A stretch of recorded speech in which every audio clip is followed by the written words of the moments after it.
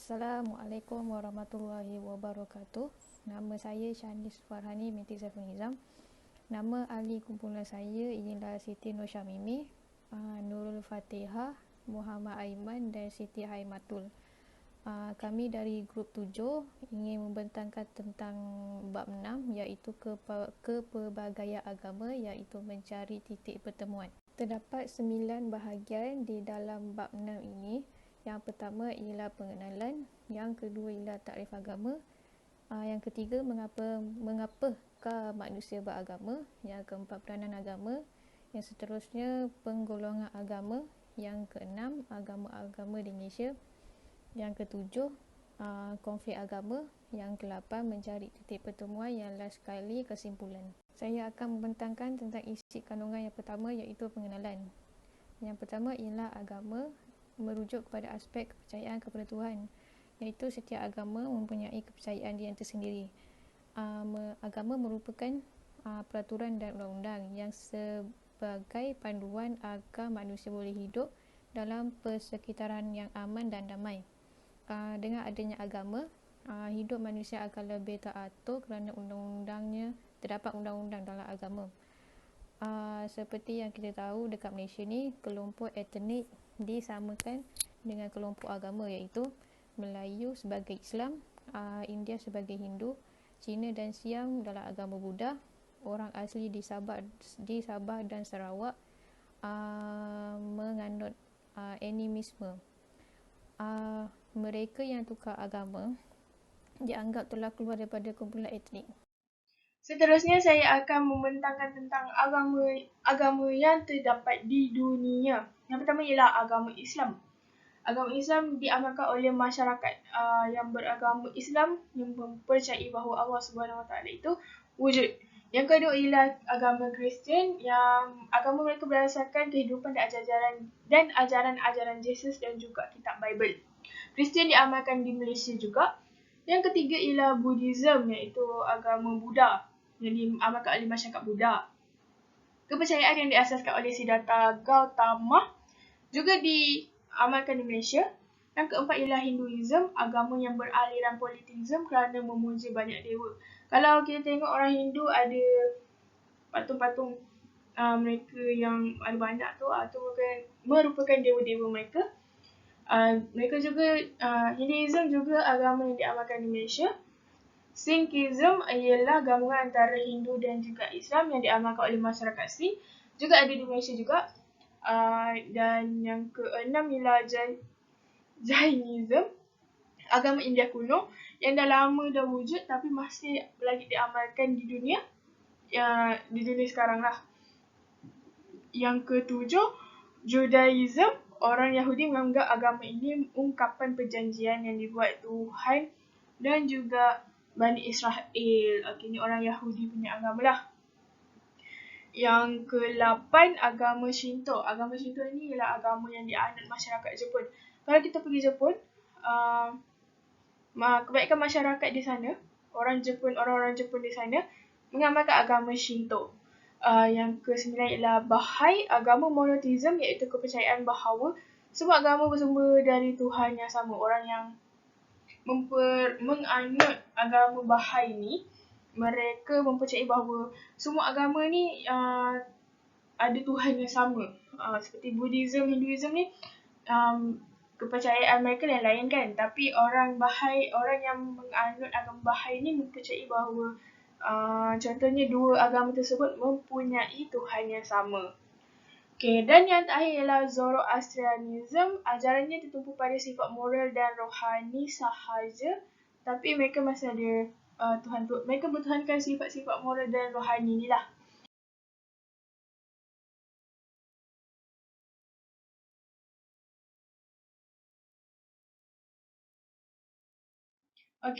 Yang seterusnya ialah selain daripada 10 agama yang saya sebutkan tadi tu, kita juga ada sistem kepercayaan suku kaum primitif yang terasing dan terpisah di kawasan dunia yang berlainan dan berkembang secara bebas. Yang 10 agama tadi tu kita dah tahu kewujudannya. Ni kita selain daripada 10 agama tadi, kita ada agama lain yang mungkin kita tak tahu. Mungkin ada yang tak tahu, saya juga baru tahu. Okay, yang pertama ialah Pranism. Pranism adalah bentuk agama yang berdasarkan kepercayaan terhadap kekuatan sakti yang ada dalam segala hal. Ada 3 bentuk penyembahan kekuatan alam, iaitu yang pertama, penyembahan terhadap gejala unsur alam seperti hujan, gempa bumi dan taufan. Seperti bencana alam lah, diorang menyembah benda tersebut. Yang kedua ialah penyembahan terhadap unsur-unsur alam seperti tanah, air, api, angin dan juga udara. Itu untuk unsur-unsur alam. Dan yang ketiga, penyembahan kepada benda-benda alam sekeliling. Yang masih terdapat di alam sekitar lah. Seperti mempercayai bahawa tumbuhan yang ada di sekitar manusia itu boleh berfikir dan mempunyai jiwa mereka yang tersendiri. Okay, dan seterusnya animisme, kepercayaan agama yang mempercayai wujudnya semangat dalam makhluk halus dan juga roh. Okay, mereka mempertuhankan benda-benda tersebut. Contohnya mereka mempercayai bahawa makhluk halus tu boleh dijadikan Tuhan. Okay, yang ketiga ialah fetishism. Sesuatu bentuk keagamaan berdasarkan kepercayaan akan adanya jiwa dalam benda-benda alam dan mereka yang menganutinya memuja benda-benda tersebut. Okay, ni sama juga seperti Pranism yang ketiga. Okay, dan yang keempat, Shamanisme. Kepercayaan bahawa perantaraan antara dunia yang nyata dan juga dunia roh yang dipengaruhi oleh dukun. Okay, Shaman dalam bahasa Inggeris, Shaman ialah dalam bahasa Melayu, Shaman ialah bomoh. So,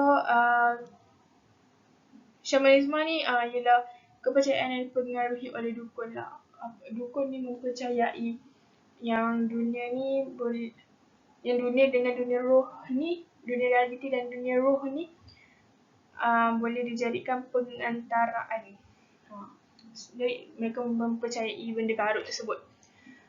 Dan yang terakhir ialah totemism, kepercayaan yang mempercayai adanya sifat ilahi yang terkandung dalam sebuah benda atau makhluk hidup selain manusia. Okay, ini pun sama juga macam fetishisme dan juga pranism yang ketiga. Mereka mempercayai adanya, tapi mereka juga mempercayai dalam sebuah benda lah, bukan hanya unsur-unsur alam sahaja. Mereka mempercayai dalam sebuah benda pun ada sifat ilahi juga yang terkandung. Itu sahaja daripada saya. Saya akan serahkan kepada presenter yang seterusnya. Assalamualaikum dan salam sejahtera. Nama saya Siti Haimatul binti Namrin, nombor ID 572121213444. Seterusnya saya akan membentangkan bahagian mengapa manusia beragama. Pertama sekali adalah keperluan asasi manusia dan hal ini juga telah disepakati oleh kebanyakan pengkaji agama. Seterusnya ialah naluri semula jadi manusia. Pemikiran tentang agama sudah wujud dalam diri manusia sejak mereka lahir lagi. Bukti penemuan arkeologi menunjukkan bahawa kehidupan manusia terawal telah dipengaruhi oleh agama. Seterusnya ialah warisan kebudayaan juga merupakan faktor utama menentukan agama seseorang manusia. Selalunya individu akan menganut agama yang dianuti oleh keluarga, suku kaum atau etnik yang diwarisi daripada satu generasi ke satu generasi yang lainnya. Misalnya rata-rata etnik Melayu menganut agama Islam kerana nenek moyang dan keluarga mereka juga menganuti agama Islam. Seterusnya ialah faktor keselamatan. Hal ini dikatakan demikian kerana apabila seseorang memeluk agama, seseorang itu akan berasa selamat dan percaya bahawa kuasa agung yang dianutinya akan menjaganya dan menyelamatkannya daripada malapetaka. Seterusnya ialah faktor kesejahteraan di akhirat. Hal ini kerana apabila seseorang itu menganuti sesebuah agama, sudah semestinya agama tersebut akan menjanjikan kesejahteraan di akhirat apabila seseorang itu patuh kepada ajaran masing-masing. Faktor lain juga adalah kerana agama merupakan jawapan terhadap persoalan kehidupan yang sukar dijawab. Persoalan mengenai manusia dan hakikat diri, alam sekitar dan pengalaman ghaib yang tidak dapat dijawab dan dijangkau oleh akal fikiran Semuanya dapat dijawab dalam agama. Tegasnya, agama akan memberi jawapan kepada setiap pertanyaan yang sukar dijawab oleh akal. Akhir sekali adalah kerana agama merupakan elemen pengukuhan ikatan persaudaraan antara satu dan yang lain. Mengikut Durkheim 1915, kepercayaan dan amalan yang sama dalam suatu agama akan menyatukan semua anggota yang menganutinya dalam satu komuniti bermoral. Seterusnya ialah peranan agama. Setiap agama mempunyai peranan masing-masing, iaitu yang pertama sekali ialah agama sebagai sumber nilai moral. Agama berperanan menjadi kod etika dan aturan moral yang dinamik dan menjadi pedoman bagi penganut yang mengatur kehidupan yang lebih bermakna. Mengikut Weber 1930, dengan adanya kod etika, Protestan dapat menyumbangkan kemakmuran ekonomi dan industri moden di England dan Eropah Barat. Keadaan ini terjadi kerana mereka berpegang teguh kepada etika Protestan, iaitu percaya bahawa agama Kristian mengharapkan penganutnya bekerja kuat, menabung, melabur dan menunjukkan inisiatif perniagaan. Etika Protestan juga dikatakan memainkan peranan penting bagi membentuk pembangunan rakyat Amerika Syarikat ke arah mewujudkan pribadi yang tahan lasak, semangat daya usaha, kegiatan perusahaan dan kejayaan kewangan. Seterusnya ialah penyatuan. Agama menjadi penyatu bagi individu yang lainnya kerana dengan agama wujudnya masyarakat, kelompok dan sebagainya. Agama mempunyai fungsi integratif kerana ajaran agama mengandungi nilai-nilai pemersatuan yang ada dalam setiap doktrinnya. Upacara keagamaan berfungsi mengukuhkan integrasi sosial dan mempengaruhi solidariti kelompok. Melalui pelbagai upacara yang diraikan, anggota masyarakat kembali berkumpul dan membentuk solidariti organik. Sebagai contohnya, agama Islam tersendiri. Setiap tahun agama Islam akan merayakan hari raya dan setiap saudara ataupun rakan-rakan yang beragama Islam maupun bukan Islam akan mengunjungi rumah, dan dari situ kita boleh lihat agama ni menjadi penyatu kepada individu yang lain. Seterusnya ialah pendorong dan pengesahan program pembangunan. Perubahan sosio-budaya yang cepat tidak bererti menurunkan peranan agama dan pembangunan.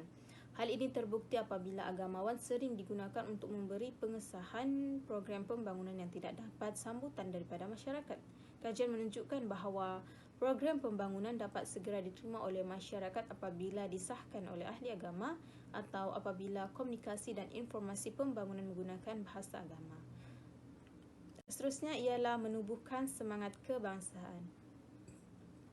Agama merupakan salah satu faktor penting bagi pertumbuhan nasionalisme, ya seperti yang dibuktikan oleh Mahden 1968 dalam kajiannya di Filipina, Indonesia dan Burma. Hal ini kerana agama merupakan identiti yang membezakan antara penjajah dengan anak negeri. Mereka menganggap dirinya sebagai suatu bangsa sejak memiliki bahasa, sejarah, adat istiadat dan agama yang muncul sejak berabad-abad lamanya. Di Indonesia, sebelum abad ke-20, muncul pelbagai organisasi nasionalis yang bersifat keagamaan untuk menentang dominasi asing. Akibatnya berlakulah Perang Jawa dan Perang Aceh. Di Malaysia pula, peranan ulama dalam hubungannya dengan gerakan nasionalis sebelum dan selepas kemerdekaan adalah cukup kuat. Mereka ialah pemimpin gerakan kebangsaan dalam pertempuran melawan Inggeris. Begitu juga di Burma, pengaruh Biara Buddha ataupun Pom Yik Yang dan organisasi pemuda Buddha ataupun YMBA adalah sangat besar. Seterusnya ialah perpaduan nasional. Bagaimanakah agama memberi sumbangan terhadap perpaduan nasional? Hal ini kerana walaupun agama ataupun ideologi merupakan satu aspek sahaja daripada proses perpaduan, namun agama merupakan faktor yang terpenting, malah sebagai faktor penentu. Menurut Gates 1973, pembentukan negara yang berdaulat timbul kerana faktor sentimen primordial. Agama dan etnik merupakan dua aspek yang terpenting. Begitu juga ketika Malaysia merdeka. Masalah utama yang menentukan kelangsungan sebuah negara baharu ini adalah tentang persoalan agama atau ideologi negara, iaitu Islam. Dalam konteks ini, Islam memiliki pengalaman sejarah dalam mengelola pluralitis seperti Piagam Madinah yang dapat menjelaskan bagaimana perjanjian untuk hidup bersama membangun masyarakat yang adil, aman dan sejahtera sehingga berjaya dilakukan. Seterusnya ialah kewujudan tamadun. Agama berperanan mendorong manusia membina tamadun manusia. Banyak pertumbuhan dan pembangunan tamadun dipengaruhi oleh agama. Bukti sejarah menunjukkan bahawa jatuh bangunnya sesuatu tamadun atau kerajaan adalah berkaitan dengan sesebuah agama. Hal ini dapat dilihat dalam tamadun barat yang dipengaruhi oleh agama Kristian, tamadun Timur Tengah yang dipengaruhi oleh agama Islam dan tamadun Asia Timur oleh Hindu-Buddha. Seterusnya ialah fungsi pemerintahan. Bagi sesetengah negara, fungsi pemerintahan juga dijalankan melalui peranan agama. Ketua negara juga menjadi ketua agama seperti kerajaan Mesir ketika pemerintahan Firaun. Kadang-kadang kuasa sesebuah negara diperkuat oleh institusi agama seperti pada zaman pemerintahan tradisional Melayu dan pada zaman pertengahan di Eropah. Mereka kuat kerana dikaitkan dengan doktrin hak ketuhanan raja. Justru agama sangat berguna untuk memberi sokongan kepada pemimpin serta memelihara aturan pemerintahan dan adat Islam. Dan akhir sekali ialah mengembangkan kesenian. Agama juga berfungsi mengembangkan kesenian disebabkan agama mempunyai hubungan yang rapat dengan aktiviti kesenian dan menjadi sumber penghargaan dan kenikmatan serta ia juga orientasi estetik seperti seni bina, lukisan, ukir kayu dan seni pahat. Sekian dan terima kasih. Assalamualaikum, nama saya Muhammad Imam bin Johari. Hari ini saya nak menerangkan tentang pergolongan agama. Terdapat dua pendapat yang berbeza dalam membuat pergolongan agama oleh ahli akademik. Yang pertama, golongan menganggap agama sebagai satu daripada unsur kebudayaan sesuatu masyarakat. Yang kedua adalah golongan kedua pula berpendapat bahawa agama terbahagi kepada dua, iaitu agama ciptaan manusia dan agama ciptaan Tuhan. Seterusnya, agama Samawi. Agama Samawi ialah agama yang bersumberkan wahyu Tuhan. Agama ini diturunkan oleh Allah Subhanahu Wa Taala untuk memenuhi keinginan dan kecintaan jiwa manusia yang semula jadi kepada Tuhan. Agama ini diturunkan menerusi tokoh manusia pilihan Tuhan yang berjiwa suci dan luhur yang digelar Rasul-Rasul Allah. Agama yang berbentuk pengajaran bersifat ketuhanan daripada Allah dalam berbentuk perintah dan larangan yang dibawa oleh Rasul-Rasul Allah dalam bentuk wahyu ini terdiri daripada Islam, Kristian dan Yahudi. Ketiga-tiga agama ini diturunkan dari langit dan penganut mereka percaya bahawa kitab itu pencipta alam, percaya kepada Rasul-Rasul dan kitab-kitab Allah. Seterusnya, agama ciptaan manusia. Agama ciptaan manusia atau agama duniawi ialah agama yang datang daripada manusia. Agama duniawi juga dikenali sebagai alam atau agama budaya kerana agama itu lahir daripada kebudayaan, dibentuk oleh falsafah masyarakat dan dirumuskan oleh ahli-ahli fikir masyarakat. Terdapat agama dalam kelompok ini yang merupakan gabungan sesetengah unsur agama ciptaan Tuhan dengan tambahan dan pindaan daripada fikiran ahli agama. Agama ini juga berubah mengikut perubahan penganutnya. Terdapat juga penyembahan cakrawala seperti matahari dan bulan. Ada simbol seperti berhala, gambaran dan panji-panji. Tujuannya adalah untuk mencapai kesucian diri dan restu Tuhan. Agama ciptaan manusia ini mempunyai pengaruh yang kuat dalam kalangan masyarakat primitif, mundur dan terpencil. Agama-agama di Malaysia.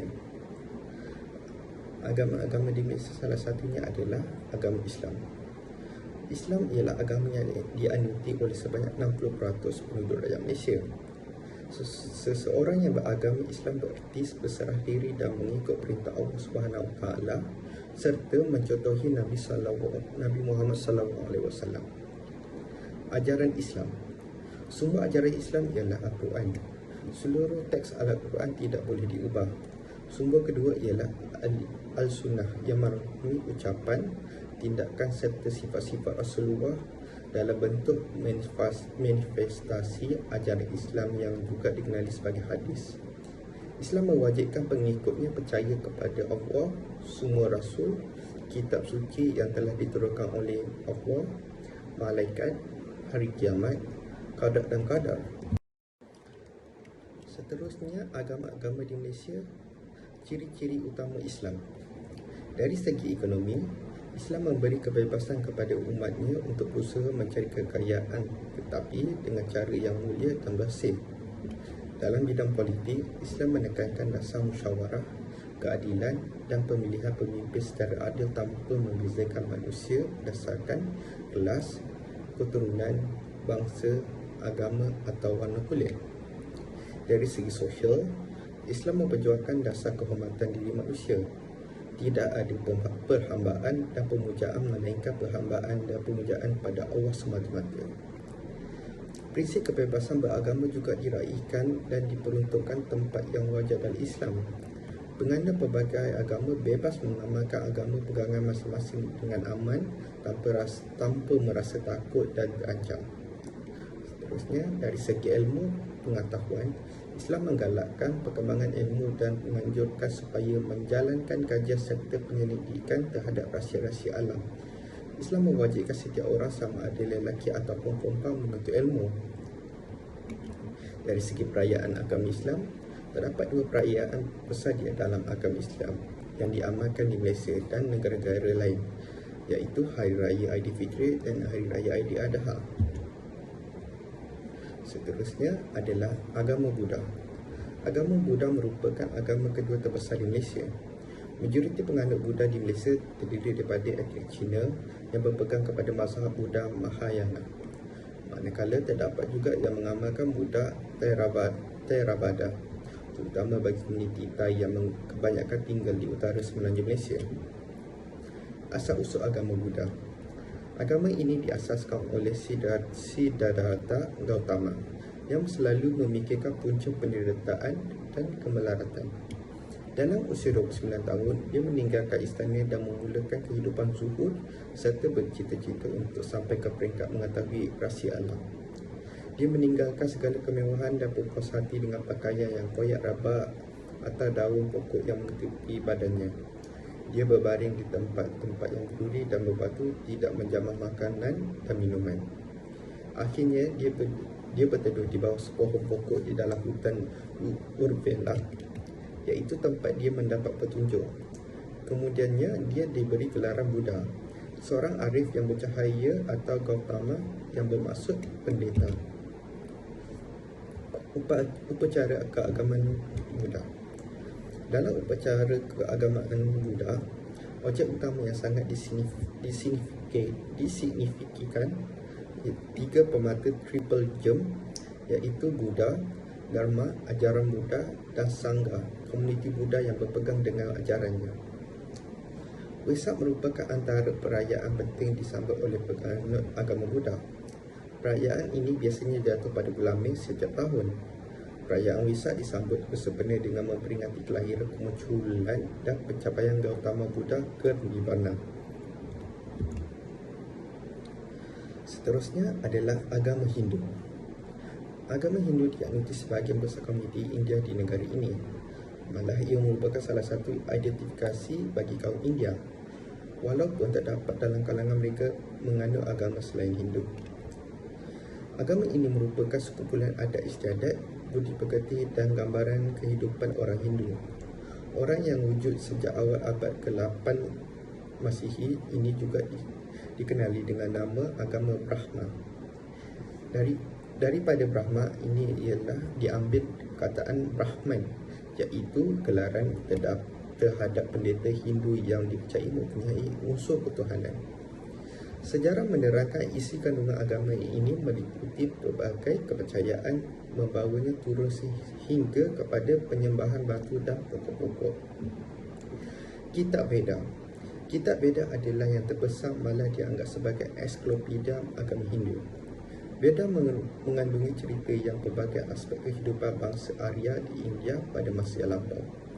Kitab Veda terdiri pada 4 jenis, iaitu Rig Veda, Yajur Veda, Sam Veda, Artha Veda. Setiap Veda yang 4 ini mengandungi 4 bahagian pula, iaitu Samhita, Brahman, Aryanga dan Upasahat. Penganut Hindu mempercayai banyak Tuhan. Bagi mereka, setiap kekuatan alam semula jadi, sama ada mendatangkan faedah atau membahayakan, adalah Tuhan yang diharapkan pertolongan oleh mereka. Memerintah dan diperintah. Dalam kalangan Tuhan, Hindu ada yang memerintah dan diperintah. Ada ketua dan sebahagiannya diketuai. ketua dan yang memerintah menjadi Tuhan segala Tuhan dan Dewa segala Dewa. Semua makhluk dan Tuhan lain berada di bawah perintahnya. Mereka menamakan Tuhan ini sebagai Brahma, Vishnu dan Shiva, atau juga dipanggil 3 dalam 1 dan 1 dalam 3. Panggil 3 dalam 1 dan 1 dalam 3. Dalam agama Hindu terdapat sistem kasta yang terbahagi kepada 4 golongan, iaitu Brahman, Kshatriya, Vaishya dan Shudra. Golongan ini memuja lembut dan tunduk kepada peraturan kasta. Kesan kehadiran awal agama Hindu di Mesir dapat dibuktikan dengan penemuan kesan binaan Hindu lama di Lembah Hujang. Kesan ini merujuk kepada pengaruh agama Hindu sejak kurun ke-7 Masihi. Institusi agama dan pusat ibadah agama Hindu yang terkenal di Malaysia ialah Kuil Murugan di Batu Kiri. Seterusnya adalah agama Kristian. Agama Kristian asalnya merupakan mazhab daripada kepercayaan Yahudi yang menerima Yesus daripada Nazaret sebagai Mesias atau Kristus. Sesetengah penganut Kristian menggelar Yesus sebagai penyelamat orang Yahudi seperti yang dijanjikan dalam kitab Perjanjian Lama. Orang Kristian menganggap Yesus sebagai jemaah Tuhan, iaitu Tuhan yang mengambil rupa manusia, mempunyai sifat-sifat manusia. Agama Kristian mengajar bahawa Tuhan menurunkan anaknya Yesus ke dunia sebagai hamba pilihannya yang dinamakan Al-Masih untuk menolong manusia melakukan tugas keagamaan mereka. Kitab suci Kristian iaitu Bible mengandungi kitab Perjanjian Lama atau Bible Ibrani dan Perjanjian Baru. Pemimpin gereja yang paling berkuasa ialah Bishop Rome yang dinamakan Paus di Barat dan Patriarch di Konstantinopel di Timur. Antara perayaan suci dalam Kristian ialah Christmas, Easter dan Good Friday. Seterusnya adalah agama Sikh. Sikh merupakan kelompok agama minoriti di Malaysia. Sikh dianuti oleh sebahagian besar etnik India berketurunan Punjabi di negara ini. Penganut Sikh lebih mudah dikenali dengan identifikasi pemakaian serban dan berjanggut panjang, terutamanya lelaki. Bagi lelaki, biasanya mereka menggunakan nama akhir Singh bermaksud singa, manakala wanita menggunakan Kaur bermaksud puteri. Agama Sikh diasaskan oleh Guru Nanak pada tahun 1469 Masihi. Ajaran agama ini kemudiannya diteruskan dan dikembangkan oleh 9 guru lain. Agama Sikh merupakan mempercayai satu Tuhan. Kitab suci agama Sikh dikenali sebagai Sri Guru Granth Sahib Ji yang menjadi The Living Guru dan sumber rujukan utama dalam kehidupan penganut Sikh. Ritual dan keagamaan. Dalam Sikh, Granth Sahib ahli agamanya memainkan peranan penting dalam menjalankan sesuatu upacara keagamaan di Gurdwara. Granth Sahib membaca kitab suci dan menyanyikan kirtan mazmur serta menyampaikan kata syarahan tentang ajaran agama Sikh dalam bahasa Punjabi. Selanjutnya, upacara keagamaan diakhiri dengan bacaan ardas, iaitu doa. Penganut Sikh berdiri sambil merapatkan kedua-dua belah tapak tangan yang bertujuan memanjatkan kesyukuran dan meminta maaf. Guru Kalanga iaitu makanan yang berupa sayuran dimasak oleh orang Sikh di Gurdwara, iaitu tempat ibadat yang disediakan kepada pengunjungnya tanpa mengira agama. Untuk perayaan agama Sikh, Baisakhi merupakan perayaan terpenting dalam penganut Sikh. Perayaan ini disambut pada bulan April setiap tahun pada hari tersebut. Penganut Sikh mengunjungi Gurdwara bersama keluarga dan sanak saudara. Mereka menuju ke Darbar Sahib, iaitu Dewan Sembayang, tempat letaknya kitab suci. Sangat perlu menghormati kitab suci sepanjang masa, terutama ketika berada di Gurdwara. Kesh atau berambut panjang simbol terpenting dalam kaum Sikh sebagai simbol keimanan. Penganut Sikh tidak seharusnya memotong atau mencukur rambut dan bulu di mana-mana bahagian. Jika berbuat demikian, dia melanggar perintah Tuhan. Karak atau gelang besi yang dipakai di tangan kanan untuk mengingatkan seseorang agar mengelakkan kejahatan serta melambangkan ikatan dan kepatuhan yang teguh antara pemakai dan agamanya. Kirpan atau padang kecil yang menunjukkan bahawa seseorang yang memakainya setia dan teguh pegangan agamanya serta mempunyai iltizam yang tinggi terhadap agama. Pedang itu biasanya digunakan untuk melawan ketidakadilan, penganiayaan dan membantu golongan yang lemah, tetapi tidak boleh digunakan sesuka hati untuk menguasai orang lain.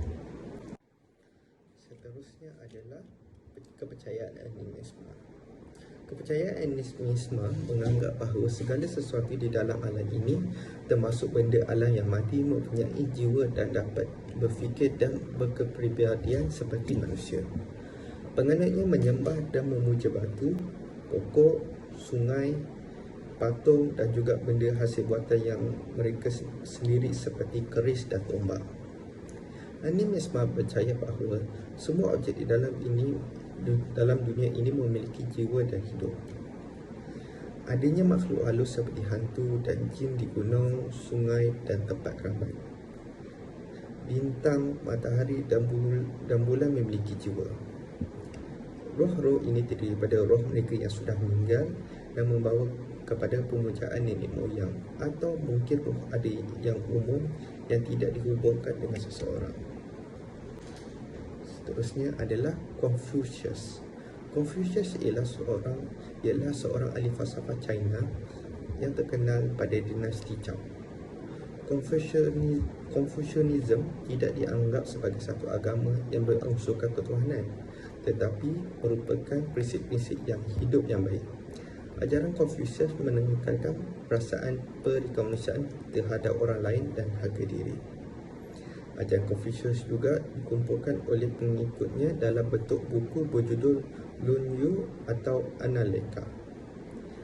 Antaranya ajaran Confucius ialah bagaimana keamanan dan kepatuhan boleh dibawa kepada negaranya.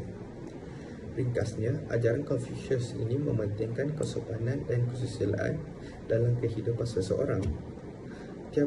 Tabiat yang terpuji serta kelakuan yang baik, terutama sekali hormat kepada ibu bapa, orang tua dan negara adalah perkara yang dituntut daripada penganut ajaran Confucius. Seterusnya, Taoism berasaskan ajaran Lao Tzu yang menyarankan supaya manusia menarik diri daripada duniawi dan mencari jalan bahagia secara mengasingkan diri daripada peraturan duniawi dan upacara yang merugikan. Perkara yang ideal yang mengikut ajaran Tao ialah manusia seharusnya bebas daripada peraturan ciptaan manusia. Lao Tzu mengatakan bahawa perasaan tamak dan nafsu seseorang mendorongnya bertindak dengan kurang bijak dan tidak rasional. Buku-buku ajaran Tao merupakan koleksi ajaran yang bertulis dalam bentuk sajak warisan kesusastraan yang terkenal. Seterusnya ialah konflik agama. Semua agama mengajar penganutnya erti kasih sayang, pengampunan dan perdamaian. Konflik berlaku kerana terdapat tafsiran yang berbeza dalam memahami ajaran agama. Konflik agama juga berlaku kerana kegagalan seseorang atas sesuatu kelompok agama untuk memahami dan menghormati ajaran dan upacara agama yang lain. Terdapat kes di mana agama digunakan untuk mengabsahkan sesuatu tindakan demi kepentingan politik atau ekonomi mengatasi kelompok lawan. Terdapat beberapa contoh konflik agama di mana yang pertama, pada tahun 1992 pada bulan April berlaku konflik antara negara Bosnia Herzegovina dengan Serbia. Contoh yang kedua ialah pada tahun yang sama 1992 pada bulan Disember berlaku konflik antara agama Hindu Islam di India. Contoh yang seterusnya ialah konflik agama antara Islam dan Kristian di Ambon, Maluku dan Almahira di Indonesia. Terdapat beberapa cara untuk mengatasi berlakunya konflik agama, iaitu yang pertama ialah mengadakan sesi dialog antara agama. Dengan ini kita dapat membezakan pemahaman agama lain. Yang kedua ialah memperbanyakkan aktiviti sosial yang melibatkan semua agama yang boleh menyertainya, asalkan tidak bertentangan dengan agama. Yang terakhir ialah menangani ekstremisme agama agar tidak berlaku sebarang perselisihan faham antara agama lain. Assalamualaikum warahmatullahi wabarakatuh. Nama saya Nur Fatihah binti Muhammad Noor.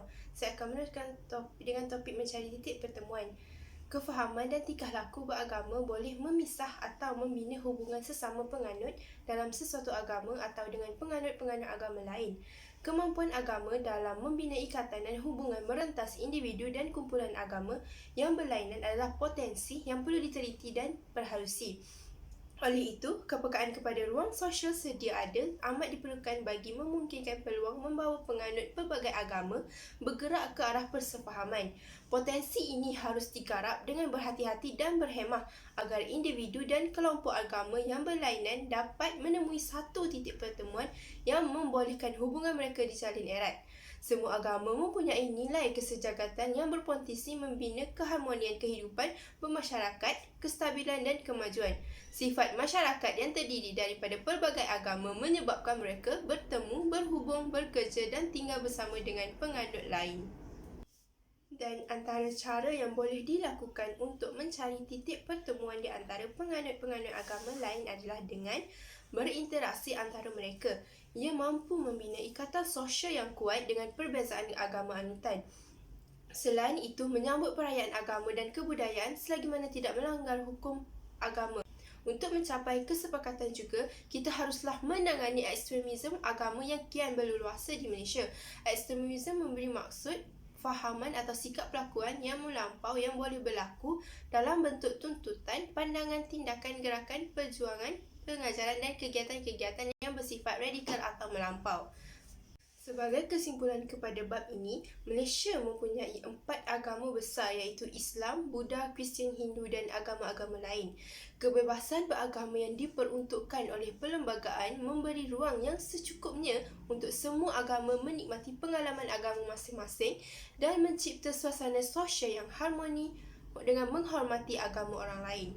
Perkongsian harmoni nilai-nilai agama Islam dan nilai agama selain yang mempunyai banyak persamaan diterima dan diamalkan merupakan asas yang kukuh untuk membina sebuah masyarakat yang bersatu padu. Sekian dari saya, terima kasih.